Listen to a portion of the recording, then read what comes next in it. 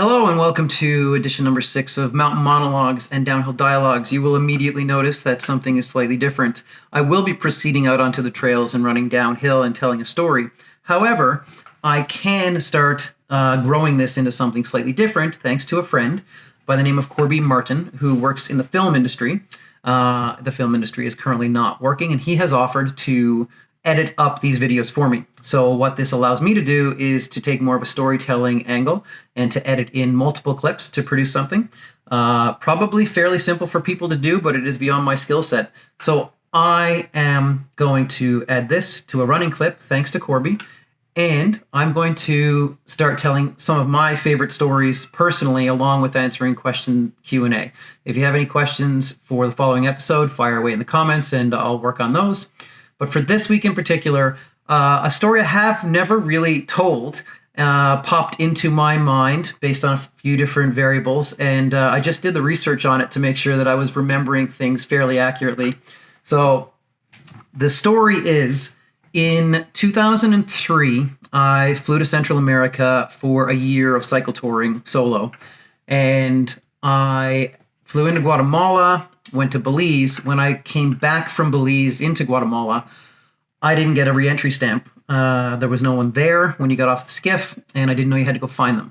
I learned days later that I had made an error, and it could potentially cost me hundreds of dollars and being detained in the capital city. So I was cycle touring, and now I was going to go into Honduras. So my passport from that era, right here, I have a picture of what yours truly looked like back in old 2003, huh? Look at that. And then passport entry stamps and exit stamps for the countries that I went to.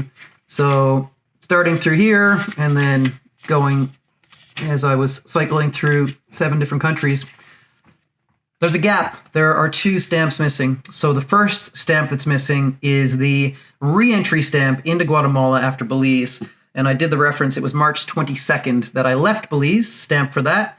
There's no stamp going into Guatemala. And then 11 days later, I departed Guatemala and went to Honduras. And there's an entry stamp into Honduras, but not an exit stamp from Guatemala. I will now go into detail as to how that occurred and how I illegally got myself across a border in Central America in 2003, and how my 43-year-old self looks at that and thinks how stupid I was at the time. I hope you enjoy. I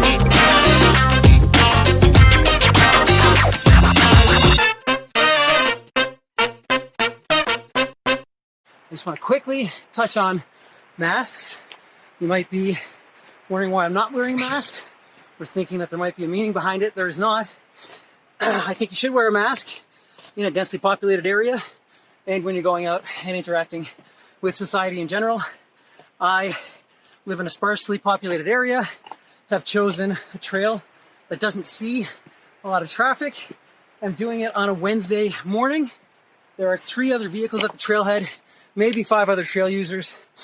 I have yet to see anybody in my region wearing a mask out on the trails.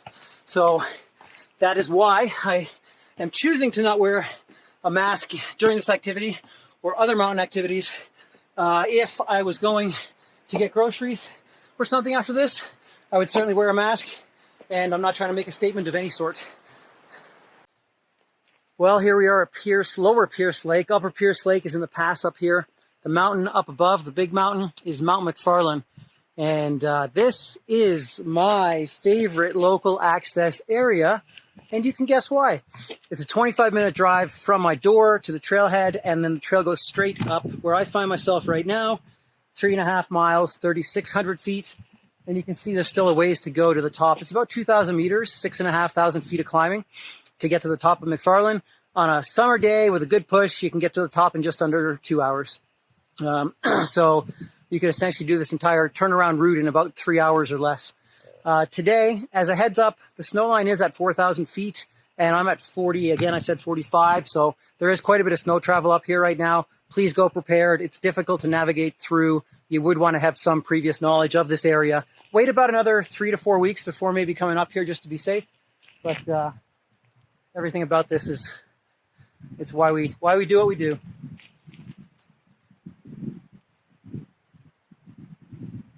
Okay, I am at 4,000 feet, 1,200 meters, which is immediately below snow line.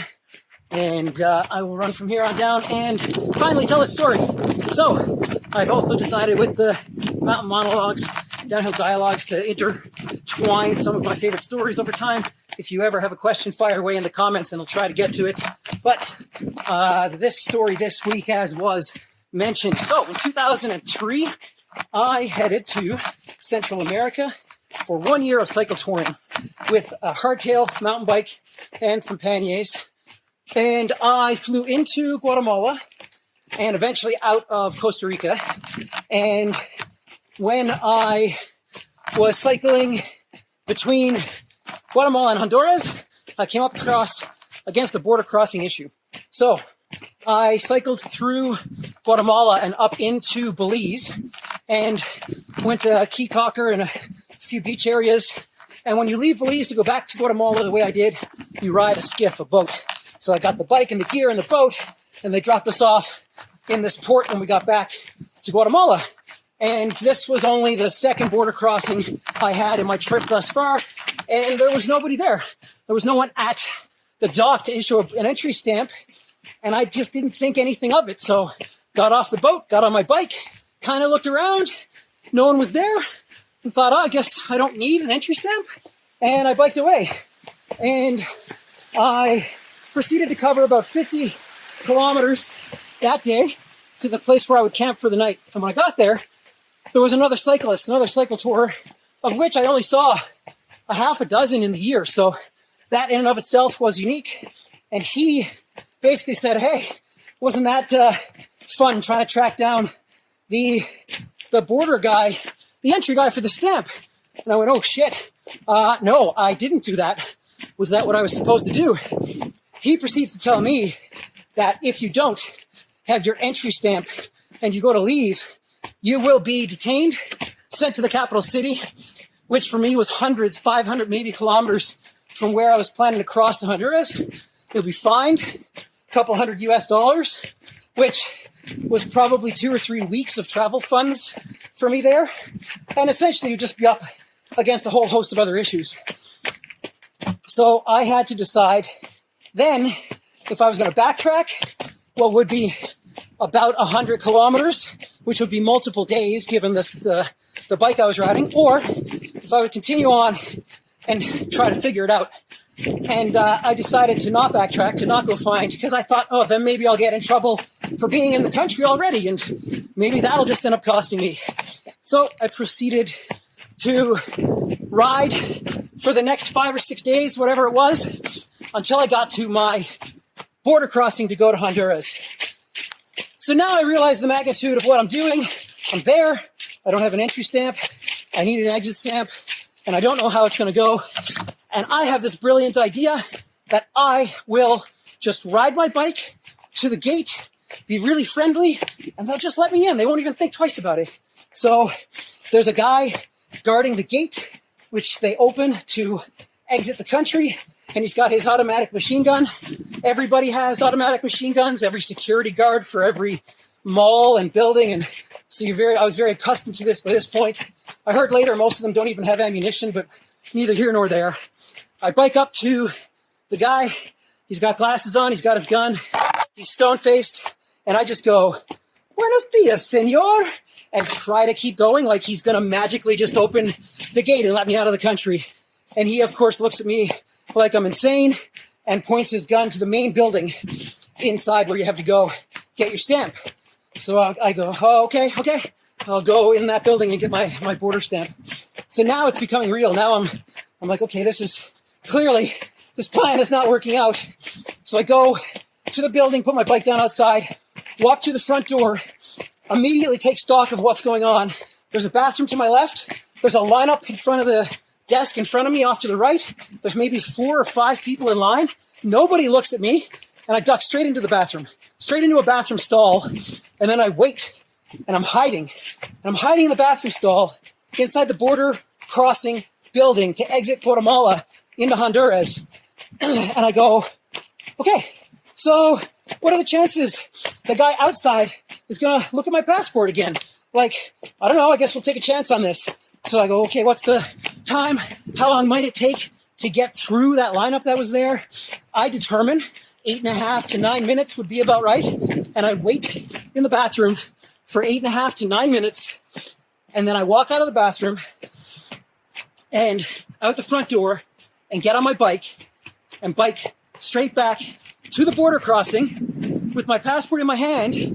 And I just kind of wave it with a big smile on my face and just start babbling whatever words I happen to know in Spanish. ¿Cómo está? Buenos días. Gracias. And still stone-faced. He just looks at me, doesn't flinch. And at this point, I think I'm even spitting Italian. I'm like, grazie, anything. Don't ask me a question. And he starts lifting the string to pull the gate to let me through. And I'm going, oh my God, this is going to happen. This might work. And I start to lose my poker face. So I have to get that back in line, get my poker face. Clearly, I have a border stamp. I'm not some idiot gringo white guy that wants to go to jail or worse. I would never do anything so stupid.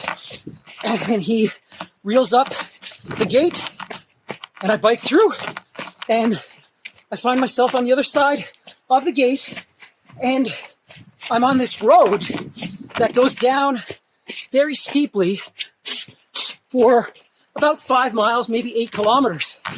And I'm going, oh my God, I did it. I made it into Honduras. I can't believe this. And I'm singing and cheering and celebrating and just like, this is the greatest day of my life. I can't believe how easy that was.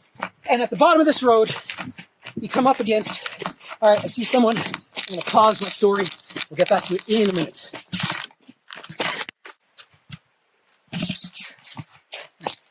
Well, they officially looked at me like I was totally crazy.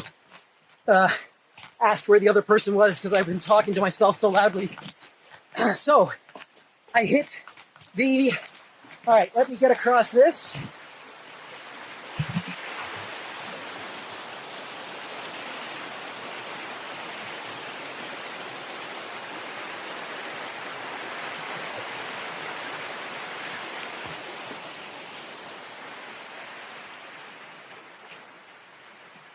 So I arrive at the entrance into Honduras, and I've completely forgotten about this, that you have to go enter the next country after exiting the previous because there was this 5-mile long road in between. So I thought I was scot-free, and I wasn't. And I pull up, and the guy asks for my passport, and I hand it to him, and he starts flipping through it. And at that point, I realize, crap, he's looking for my exit stamp. I don't have an exit stamp. So I quickly grab my passport out of his hands. And he kind of looks at me sideways. And I'm just like, oh, I'm just trying to help you right now. And I flip through to my initial entry stamp or exit stamp out of Guatemala into Belize. So when I left Guatemala to go to Belize, I crossed the border. And I got an exit stamp, but it's dated. So I grab it, take my thumb, put my thumb right over the date, and then hold it in front of him and kind of like, see, this is my exit stamp, can you see it? And he tries to grab my passport and I won't let go. So I'm in this tugging match with the border crossing agent to Honduras. And it probably goes back and forth like 3, 4, 5 times before he just kind of goes, what the F is your problem?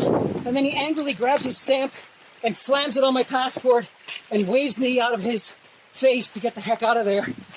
And I end up in Honduras from Guatemala without an exit stamp from Guatemala or an entry stamp into Honduras.